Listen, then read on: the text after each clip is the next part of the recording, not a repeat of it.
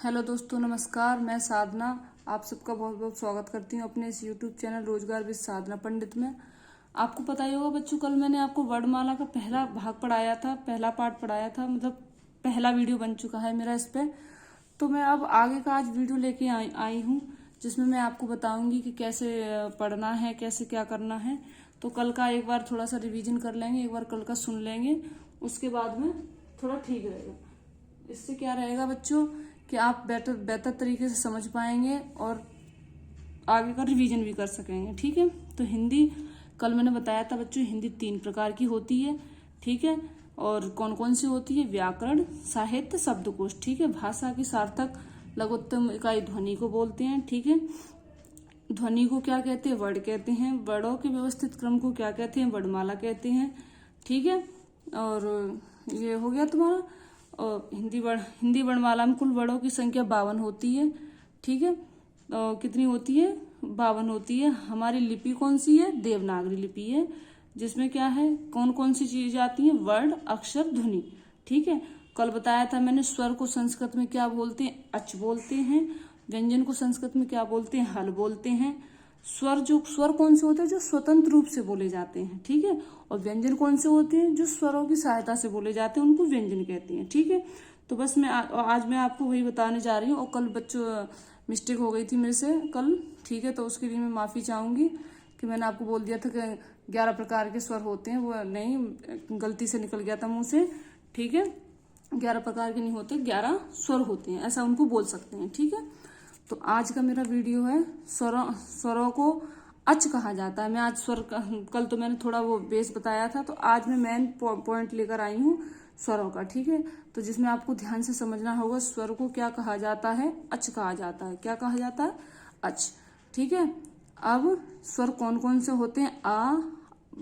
आ ई उ ऋषि वाला रा, ए ओ अंग। ठीक है। तो अब क्या होगा इसमें बच्चों कि उच्च, अब ये पूछता है, क्वेश्चन आता है कि पेपर में। ठीक है। कई बार आया है, प्रीवियस ईयर आप देख सकते हो, कोई प्रॉब्लम नहीं। जिसमें बोलता है उच्चारण के आधार पर स्वरों की संख्या कितनी होती है? उच्चारण के आधार पर स्वरों की संख्या कितनी होती है? तो उच्चारण के आधार पर बच्चों संख्या 10 बताई गई है। कितनी होती है? 10।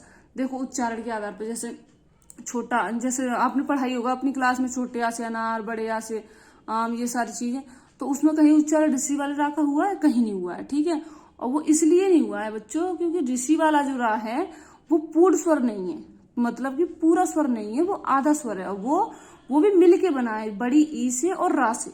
किस किस से मिलके बना है? बड़ी ई से और रा से मिलके बना हुआ है। ठीक है। तो जिसमें आप देख सकते हैं कि किससे बना है मिलके? बड़ी ई से और रा से। ठीक है। मिलकर बना हुआ है। तो इसे क्या बोलते हैं हम? ऋषि वाले रा को अर्ध स्वर कहते हैं। ये ई और रा से मिलकर बना हुआ है। ठीक है। अब अगला क्वेश्चन कौन सा आता है हमारे बच्चों? अर्थ के आधार पर स्वरों की संख्या कितनी होती है? अर्थ के आधार पर स्वरों की संख्या कितनी होती है? 13 होती है। अब 13 कौन कौन सी होती है? देखो कल मैंने आपको ये नहीं बताई थी ना, तो ये दो, ये वो है जो मैंने आपको बताया था कि स्वर होते हैं 11, 2 अयोगवाह होते हैं। तो ये शब्द जो है इनको अयोगवाह कहा गया है। क्या कहा गया? अयोगवाह। ठीक है। लेकिन ये स्वरों में ही आते हैं, ये इनसे मिलकर बने हुए हैं, इसलिए, और ये आते स्वर में ही है, इनको अयोगवाह बोलते हैं। ठीक है। तो अर्थ के आधार पर स्वरों की संख्या मानी गई है 13। ठीक है। अब अगला क्वेश्चन क्या आता है? लिखने के आधार पर कुल स्वर की संख्या कितनी होती है? जो महत्वपूर्ण लिखने के आधार पर जो मानी गई है, जो, ठीक है, जो लिखाते हैं टीचर लोग, तो उनको क्या बोलते हैं? 11 कहते हैं। ठीक है। लिखने के आधार पर कुल स्वरों की संख्या 11 है। ठीक है। अब मैं आपको बता रही हूँ, लिखने के आधार पर 11 हो गई। अब ये जो है आ, ठीक है, अभी प्रीवियस ईयर में ये क्वेश्चन आया था आ, इसे क्या बोलते हैं? तो इसे हम अर्धचांद भी कहते हैं। क्या कहते हैं? अर्धचांद भी कहते हैं। क्यों कहते हैं अर्धचांद? इसका यूज क्या है? जैसे आपने देखा होगा, जैसे मैं बता देती हूँ। ये लिखा हुआ है डॉक्टर। ठीक है। डॉक्टर लिखा हुआ है, इसका ये यूज है। तो इसको हम क्या बोलते हैं? अर्धचांद कहते हैं। ठीक है। या इसे बोल देते हैं आगत स्वर। क्या बोलते हैं? आगत स्वर। मैं लिख देती हूँ आगत स्वर। ठीक है। आगत स्वर। ठीक है। आगत स्वर। अब अगला आता है, इतनी आपको समझ में आ गई। स्वर को अच कहा जाता है। स्वर हमारे टोटल ये हैं। उच्चारण के आधार पर स्वर की संख्या 11 है। ठीक है, वो क्यों है मैंने बता दी है आपको। अर्थ के आधार पर स्वर की संख्या 13 है, वो भी मैंने बता दी है, क्योंकि इसमें ये 2 जोड़ दिए गए हैं। अयोगवा अगर इनको हटा देंगे तो 11 हो जाएगा, और इनको जोड़ देंगे तो 13 हो जाता है। और ये बताना थोड़ा जरूरी था, क्योंकि कई सारे टीचर्स नहीं बता पाते हैं, लेकिन अब क्वेश्चन इनसे उठ रहा है तो इसलिए बताना बहुत जरूरी है। ठीक है, तो आगत स्वर है, इसे आगत स्वर कहते हैं। इसे अर्ध चांद भी कहा जाता है। ठीक है, क्वेश्चन बनता है। अब बताइए आगत स्वर किसे कहा जाता है। तो एक इसे दे देगा, एक इस वाले को दे देगा, और एक इनमें से दे देगा। तो आपको बच्चों इस पर टिक करना है। ठीक है, ध्यान रखना। अब आता है कृपा। कृपा शब्द आपने लिखा देखा है। ठीक है, शुद्ध अशुद्ध में कई बार आता है, कई सारे बच्चे गलत करके आ जाते हैं। ठीक है, तो कृपा जो लिखा रहता है उसमें एक क्वेश्चन बना है कि कृपा में कौन सा रा है। ठीक है, कृपा में रा है, वो इसलिए मैंने ये इसलिए क्वेश्चन में लेके आई हूँ। आप मेरे ये क्वेश्चन लाने का मेन पॉइंट ये है कि जो आप मैंने यहाँ ये बताया था ना आपको, ऋषि वाला रा, जब ये ई और र से मिलकर बना है ना, तो वो र को स्वर में क्यों जोड़ा गया है, क्योंकि ये अर्ध स्वर में आ गया। ठीक है, तो ये र, इसकी मैं आपको महत्वपूर्णता बताती हूँ कि क्या है। तो ये जो कृपा वाला रा है, नीचे आप पता है ना, जैसे लिखवाते थे टीचर लोग कि नीचे रा चढ़ाइए, ऊपर रा चढ़ाइए, तो वही मैं बताऊंगी कि कौन सी मात्रा ऊपर चढ़ती है वो कौन सी कैसी होती है, और ये नीचे चढ़ती है वो कौन सी होती है। ठीक है, तो इसमें क्या है, कौन सा रा है, स्वर वाला रा है। ठीक है, कृपा में कौन सा वाला रा है, स्वर वाला रा है। क्या बोलेंगे, स्वर वाला रा। अब इसके बारे में थोड़ा सा पढ़ लेते हैं डिटेल में कि जो मात्रा ऊपर से चढ़ती है, ठीक है, कौन सा वाला रा है। जैसे ये थोड़ी मिस्टेक होगी। ठीक है, आप देख पा रहे होंगे, अब आपको दिख रहा होगा। ठीक है, जैसा अब ये है कि जैसे, ठीक है, अब आप देख पा रहे होंगे। तो ये क्या बोलते, कृपा में कौन सा वाला रा है, स्वर वाला रा है। ठीक है, जो मात्रा ऊपर चढ़ती है वो आधी होती है, जो नीचे चढ़ती है वो पूरी होती है। यानी कि जो नीचे रा चढ़ता है वो आधा, जो नीचे रा चढ़ता है, जो मात्रा ऊपर चढ़े वो आधी, और जो नीचे चढ़े वो पूरी। ठीक है, जो मात्रा ऊपर चढ़े वो आधी, जो नीचे चढ़े वो पूरी। ठीक है, आप पढ़ पा रहे हैं। थोड़ा मैंने शायद गलत बोल दिया हो, लेकिन इसके लिए आप समझ लेना, मैं बता रही हूँ दोबारा से। जो मात्रा ऊपर चढ़े वो आधी, ठीक है, जो ऊपर चढ़ती है वो आधी होती है, जो नीचे चढ़ती है वो पूरी होती है। उत्पत्ति, अब आता है मेरा अगला, अब आते हैं आप मेन पॉइंट पर। ठीक है, अब स्वरों के प्रकार उठेंगे यहाँ से। उत्पत्ति के आधार पर स्वरों के कितने प्रकार हैं। तो उत्पत्ति के आधार पर बच्चों 3 प्रकार के होते हैं स्वर। कितने प्रकार के होते हैं, 3 प्रकार के होते हैं। कौन कौन से होते हैं वो देख लो आप। ठीक है, ये देखिए आप, उत्पत्ति के आधार पर स्वर हमारे हैं 3 प्रकार के, ह्रस्व, दीर्घ, विलुप्त। कौन कौन से, ह्रस्व, दीर्घ, विलुप्त। ठीक है, अब ह्रस्व स्वर जो है उनको क्या कहा जाता है, ह्रस्व स्वर को कहा जाता है, मैं बता रही हूँ, एक मिनट। ह्रस्व स्वर को उत्पत्ति के आधार पर स्वरों के प्रकार 3 होते हैं, ह्रस्व, दीर्घ, विलुप्त। अब इन ह्रस्व स्वरों को क्या क्या कहा जाता है, मूल, लघु, ह्रस्व, ये तीनों शब्द बोले जाता है। मूल का मतलब क्या होता है, मैं समझाती हूँ आपको।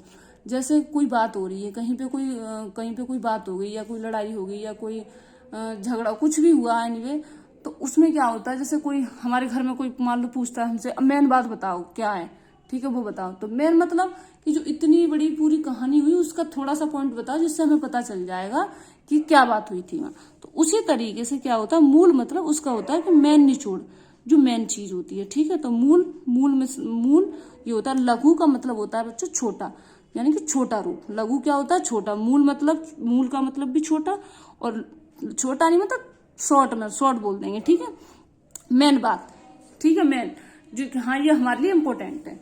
ठीक है, तो और लघु का मतलब है छोटा, और ह्रस्व, तो ह्रस्व स्वर तो ये है, इनको ह्रस्व बोलते हैं। जो छोटे स्वर है वो ह्रस्व स्वर है। ठीक है, तो अ, ई, उ, ऋषि, रा, कुल ये 4 प्रकार के होते हैं। ठीक है, मूल, लघु, ह्रस्व स्वर 4 प्रकार के। तो क्वेश्चन आएगा, बताइए मूल स्वर कौन से हैं। तो आपको इन चारों में से कोई सा भी मिल जाए, आप इनमें से टिक कर देना। दूसरा बन सकता है लघु स्वर किसे बोलते हैं, तो ये चारों मिल जाएंगे, इनमें से कर देना। तीसरा क्वेश्चन बनता है ह्रस्व स्वर किसे कहते हैं, तब भी इनमें से कोई सा भी मिल जाए आपको टिक कर देना है। ठीक है, अब अगला क्वेश्चन उठता है मेरा मूल दीर्घ स्वर, ये अभी तक किसी ने कराया नहीं है, लेकिन ये बच्चों बहुत जरूरी है आपका जानना, क्योंकि देखो अब क्वेश्चन हर चीज से बनने लगे हैं। ये डीप क्वेश्चन उठाता, ठीक है। यूपीएसआई में अभी पेपर हाल ही में हम उससे ही आकलन कर सकते हैं कि अभी जो फिलहाल में जो एग्जाम हुआ है उससे ही हम थोड़ा जान पाएंगे कि क्या आया है क्या नहीं आया। तो मूल दीर्घ स्वर, अब जैसे मूल का मतलब मैंने बता दिया ना, मेन, ठीक है। तो ये कौन सी है, मूल अ ई उ। अब ऐसे दीर्घ स्वर में मेन कौन कौन से होते हैं, आ ई और उ। दीर्घ स्वर में मेन कौन से होते हैं, आ ई उ, ठीक है। तो पहला हो गया ह्रस्व स्वर, तो ये हो ही गया, ठीक है, ह्रस्व स्वर हो गया ये। अब दूसरा हो गया, ये मैंने तुम्हें एडवांस में बता दिया है आपको, ठीक है, एडवांस नहीं, ये जरूरी भी है, ठीक है। अब दूसरा स्टार्ट होता है, दूसरा स्वर है दीर्घ वाला। ये दीर्घ वाला जो है तो इसको बोलते हैं दीर्घ बड़ा। दीर्घ का मतलब होता है बड़ा रूप। दीर्घ का मतलब जैसे जिसको ज्यादा समय लगे, जैसे लघु में छोटा और दीर्घ में बड़ा। अब जैसे देखो लघु को बोले अ तो कम में बोला जा रहा है, हमारा मुंह भी नहीं फट रहा। और दीर्घ बोले आ तो बड़ा लंबा स्वर निकल रहा है कि नहीं, तो उसको बोलेंगे हम दीर्घ। जिसको यानी कि ज्यादा वक्त लगे वो बड़ा, जिसको कम बोलने में लगे वो छोटा। तो दीर्घ का मतलब बड़ा होता है। और गुरु का भी मतलब बड़ा होता है। अब जैसे आप स्कूल में गए पढ़ने के लिए, तो आपके टीचर हैं, आपको पढ़ा रहे हैं, अब वो भले ही आपके एज में छोटे हों या बड़े हों, उससे कोई फर्क नहीं पड़ता, लेकिन है तो ओहदे में आपसे बड़े ही ना, ओहदा तो उनका बड़ा ही माना जाएगा ना टीचर का। तो गुरु का मतलब होता है बड़ा, ठीक है। और संधि का मतलब अब मैं बताती हूँ। इनको देखो क्वेश्चन ऐसे उठेगा, दीर्घ स्वर किसे कहते हैं, तो आपको इनमें से कोई सा भी मिल जाए तो वो दीर्घ स्वर है। गुरु स्वर किसे कहते हैं, इनमें से कोई सा भी मिल जाए तो वो गुरु स्वर है। संधि स्वर किसे कहते हैं, इनमें से कोई सा भी मिल जाए तो वो संधि स्वर है। संधि स्वर का मतलब क्या होता है बच्चों, संधि स्वर का मैं बता रही हूँ। संधि स्वर क्या होता है, संधि स्वर वो होता है, संधि में आगे पढ़ाऊंगी आपको। तो जो संधि जैसे छोटे आ से टूटती है और बड़े आ पे बनती है, ठीक है, आ से टूटेगी और बड़े आ पे जाकर बनेगी, तो इसलिए इसको संधि स्वर भी कहते हैं, क्योंकि इससे संधि विच्छेद करते हैं, ठीक है, इसलिए इसको संधि स्वर कहते हैं, ठीक है। अब आपका है विलुप्त। अब तीसरे नंबर का है विलुप्त स्वर। आप देख पा रहे होंगे तीसरे नंबर का है विलुप्त स्वर, ठीक है। तो विलुप्त स्वर क्या है, जिन्हें बोलने के लिए दीर्घ स्वर से भी ज्यादा समय लगे। देखो लघु स्वर में क्या हो रहा था, कम समय लग रहा था, अ ई उ, ठीक है, और ऐसे अ ई उ। और दीर्घ में क्या हो रहा है, थोड़ा ज्यादा वक्त लग रहा है, मतलब लघु से ज्यादा लग रहा है, ठीक है, लघु से आ ई उ। अब विलुप्त स्वर क्या है, इससे भी ज्यादा लग रहा है, दीर्घ से भी, ठीक है। तो इस विलुप्त स्वरों को इससे भी ज्यादा बोलने में समय लगता है। जैसे जिन्हें बोलने के लिए दीर्घ स्वर से भी ज्यादा समय लगे उन्हें विलुप्त स्वर कहते हैं। जैसे मैं बता देती हूँ एग्जाम्पल, जैसे लिखा होगा ओम, ठीक है, राम, ऐसे करके इनका उच्चारण निकलता है, ठीक है। वैसे इसको ज्यादा पूछता नहीं है, मैं बता देती हूँ, लेकिन ये देखो ऐसा ही जरूरी है कि ये चीजें जानना जरूरी है, ठीक है। एक आधा क्वेश्चन अगर बनेगा तो बस ये दो एग्जाम्पल में से पूछ लेता है, तो आप पहचान लोगे। जिसको ज्यादा स्वर से भी ज्यादा समय दीर्घ स्वर से भी ज्यादा समय बोलने में लगे विलुप्त स्वर है। विलुप्त, और वो बता देती हूँ विलुप्त का मतलब क्या होता है, मैं वो बताती हूँ, ठीक है। विलुप्त में होता है छिपा हुआ, ठीक है, जिसको हम मतलब विलुप्त में छिपा हुआ, कहीं इसकी आपने कोई व्याख्या तो देखी नहीं, ये छिपा हुआ है। तो ये सिर्फ उच्चारण के आधार पर ये उच्चारण से चल रहा है, ओम राम ऐसे करके चल रहा है। विलुप्त का मतलब छिपा हुआ। अब इन चीजों की तो व्याख्या आप पढ़ चुके हो और इसका तो कोई जिक्र ही नहीं चला, लेकिन ये बताया गया है हिंदी के अनुसार कि इसका यूज भी है। और देखो आपने देखा ही होगा पंडित लोग जो बोलते हैं, और भी कई लोग हैं बोलते हैं। तो इस तरीके से विलुप्त स्वर का सारांश ये है, ठीक है बच्चों। अगर आपको कोई गलती मिस्टेक या कोई भी इसमें नजर आती है तो आप प्लीज मेरे कमेंट बॉक्स में मुझे बता दीजिएगा, जिससे मैं आगे के लिए अपना सुधार कर सकूं। अगर आपको वीडियो अच्छी लगे तो प्लीज सब्सक्राइब कीजिएगा, लाइक कीजिएगा और अपने और भी दोस्तों को शेयर कीजिएगा, जिससे बच्चों और बच्चे भी इससे पढ़ सकें। मैं आपको बहुत अच्छी तरीके से पढ़ाने की कोशिश कर रही हूँ, कर ही नहीं रही हूँ, मतलब बहुत अच्छा करने की कोशिश कर रही हूँ, ठीक है, और आगे भी करती रहूंगी। मेरा उद्देश्य यही था इस चैनल बनाने का कि कई सारे बेरोजगार बच्चे हैं वो खुद पढ़ें और अपने माँ बाप का सपना पूरा कर सकें। और मेरी यही शुभकामना है उनके साथ में, उनका सपना जरूर पूरा होगा। प्लीज आप जहाँ पे भी हैं, अपने घर पे हैं, जैसे भी हैं, लेकिन आप पढ़ाई निरंतर अब रखिएगा और आपका एक न एक दिन सिलेक्शन हो ही जाएगा, ठीक है। ओके, धन्यवाद।